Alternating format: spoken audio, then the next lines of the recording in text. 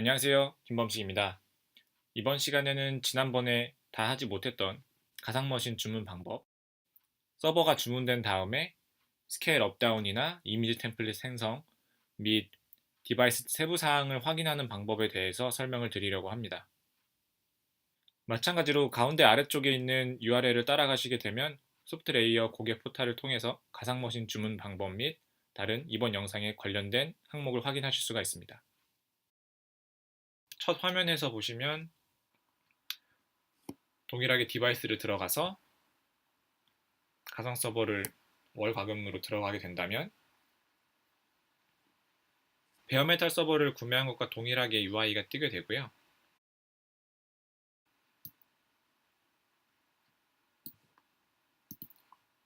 데이터 센터의 위치를 선택하고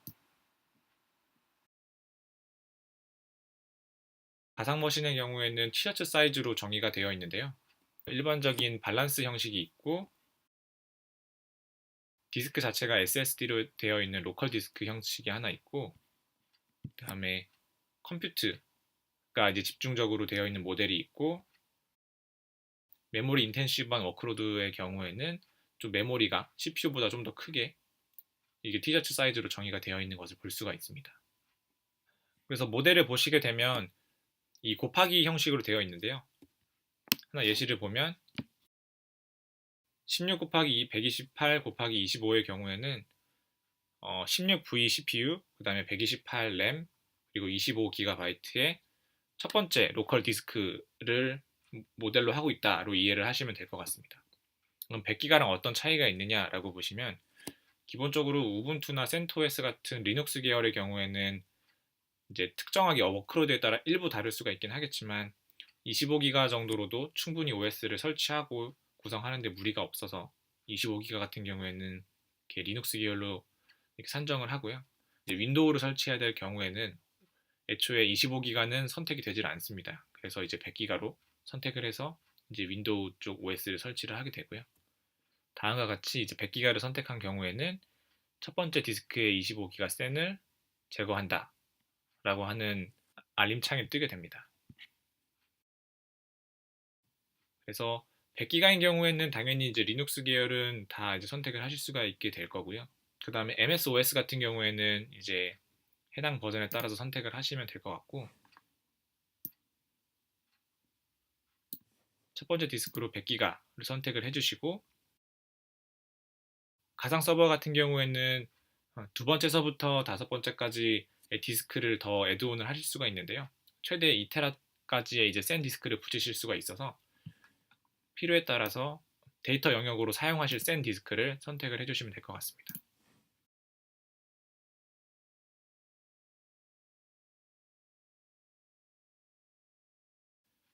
그리고 동일하게 밴드위스에 대해서 설정을 해주시고 가상 서버 같은 경우에는 최대 1G까지가 제공이 되고 있습니다. 그래서 혹시나 1G 이상의 네트워크 대역폭이 필요하신 경우에는 앞서 말씀드렸던 베어메탈 서버를 이용하시는 게 필요하시고요. 그 외에는 앞과 동일하게 백업 요건이 있거나 방화벽 요건, 그 다음에 DB 요건이 없으신 경우에는 이렇게 넘어가시면 될 것 같습니다. 그래서 이 또한 다음 화면으로 넘어가시게 되면 최종 리뷰를 하시고서 이제 관리용 도메인을 작성하시고 실제적으로 만드실 수가 있게 됩니다. 최종 화면으로 넘어오게 되면 제가 설정한 옵션에 따라서 구성이 잘 되어 있는지를 확인하고요. 시큐리티 그룹을 따로 설정을 하신 경우에는 해당 옵션에 따라서 클릭을 하시고 배포를 하시면 됩니다. 동일하게 VLAN과 서브넷이 있으시면 선택을 하시고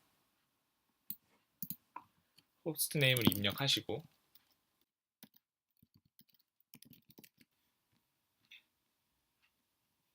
약관을 클릭을 하신 뒤에 배포를 하시면 되고 또 필요한 경우에 쿼테이션을 만들어서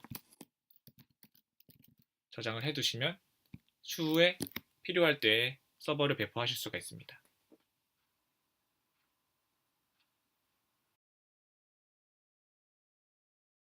쿼테이션이 만들어졌고요. 이렇게 서버를 구매를 완료를 하게 되면 기본 메인 페이지에서 디바이스 리스트에서 확인을 하실 수가 있는데요. 그래서 디바이스에서 상단에 있는 디바이스 리스트로 들어가시게 되면 제가 가지고 있는 컴퓨팅 자원에 대해서 확인을 하실 수가 있습니다. 보시면 제가 5개의 가상머신을 가지고 있고요.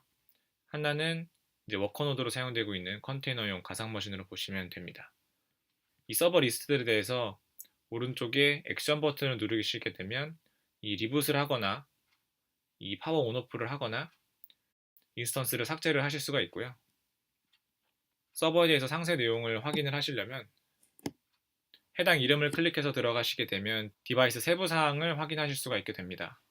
보시게 되면 제 퍼블릭 IP와 프라이빗 IP 그리고 제가 월 과금 형태인지 시간 과금 형태인지를 확인하실 수가 있고요. 제가 어떤 티셔츠 사이즈로 만들었는지, OS는 뭔지, 그 다음에 IP와 VLAN과 그 다음에 네트워크 스피드와 제가 시큐리티 그룹이나 다른 방화벽이 있는지 여부들을 확인하실 수가 있습니다. 그리고 사용을 하시다 보면 제가 사용하고 있는 리소스가 부족할 경우가 있는데요.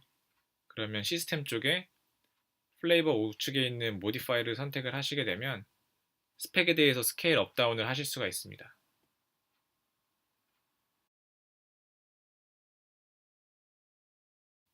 그래서 화면이 넘어가게 되면 제가 어느 날짜에 무슨 시간에 변경을 할 건지를 선택하시게 되고 지금 당장 스펙을 변경하실 거라면 이미디어트리를 클릭하시면 됩니다. 그 다음에 제가 원하는 사이즈로 변경을 클릭을 하시고 그 다음에 컨티뉴를 누르시게 되면 세부 사항들을 확인을 하실 수가 있게 되고요. 그 다음에 약관을 확인하시고 오더를 누르시게 되면 해당 스펙으로 변경을 하실 수가 있게 됩니다.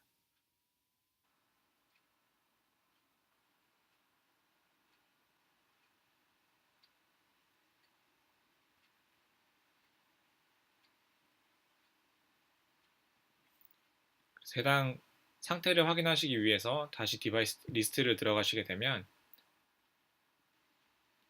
지금 스케일업 하고 있는 또는 다른 어떤 지금 운영 중이지 않은 어떤 변경사항이 있어야 되는 부분에 대해서는 이렇게 이름 앞쪽에 이렇게 시간 표시가 있게 됩니다. 그래서 얘가 어떤 작업 중에 있는지를 확인하시면 되고 실제적으로 작업이 완료된 경우에는 일반적인 이름처럼 변경이 되면 실제 다시 사용을 하시면 됩니다.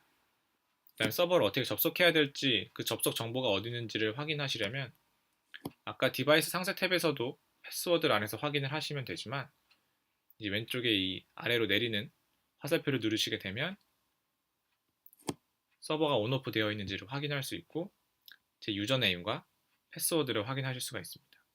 그 다음에 쇼 패스워드를 누르면 기본적으로 제공되는 패스워드를 확인하실 수가 있고 그 다음에 관리 용도로 다시 이제 패스워드를 변경하셔야 되기 때문에 서버에 접속을 하시고 나서 비밀번호를 변경하시고 이 아까 디바이스 디테일 탭에서 있는 패스워드란에 이제 변경을 하시게 되면 이제 그 비밀번호를 계속 사용을 하시게 된다라고 보시면 됩니다. 그래서 혹시나 이 포탈 내에서 패스워드를 변경하면 자동적으로 서버에 반영되는지를 문의하시는 경우가 있는데 그 포탈에서 변경을 한다고 서버가 바뀌지는 않고 관리 용도로만 이제 사용을 하신다고 이해를 하시면 됩니다. 그래서 서버를 일단 다 변경을 하시고 이제 포탈 내에서 이 비밀번호야 라고 이제 변경을 하시고 이제 같은 팀원들이 접속 정보를 나누어서 사용한다라고 이해하시면 됩니다. 그리고 또 하나의 기능이 이제 이미지 템플릿인데요. 저희 가상머신 같은 경우에는 이제 이미지 스냅샷을 떠서 이제 뭐 특정 주기로 이미지를 만들어 놓거나 오토 스케일링 정책을 걸어 놓는다든지 아니면 일단은 이미지 템플릿으로 만들어 놓고 나중에 어떤 특정 뭐 분석이라든지 특정 요건에 따라서 잠깐만 사용한다라고 할 경우에는 이미지 템플릿을 활용하는 게 되게 효율적이기 때문에 이 이미지 기능을 이용하시면 될 것 같고요. 그래서 이제 이미지를 만들려고 하면 일단 디바이스 상세로 이동을 하신 다음에 우측에 있는 액션 버튼에서 이미지 템플릿 생성이라고 하는 부분을 누르시면 됩니다.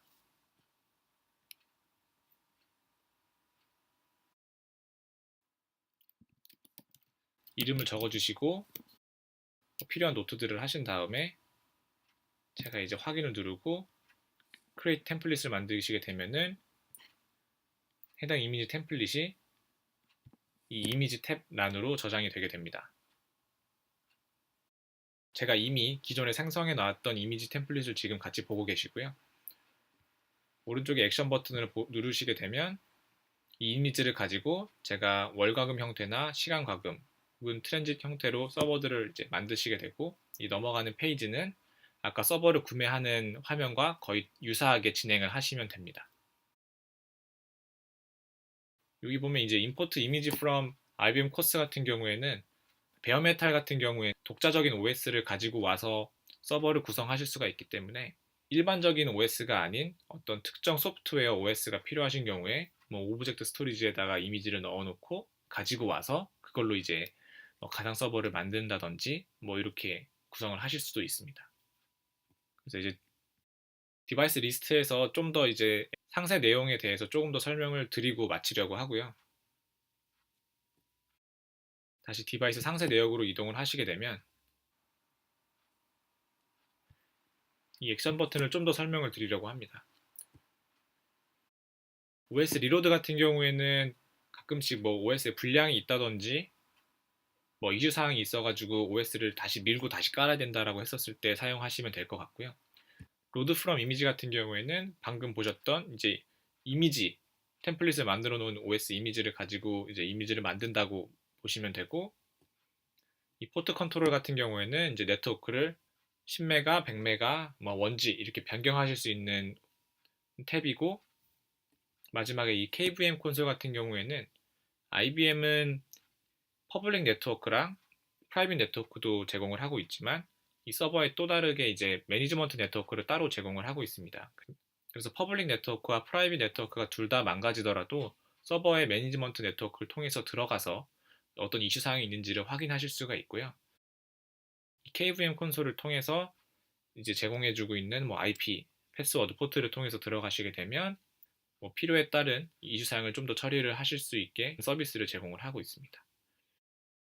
그러니까 제가 기본적으로 이제 서버를 관리하고 생성하는 기본적인 가이드를 말씀을 드렸고요.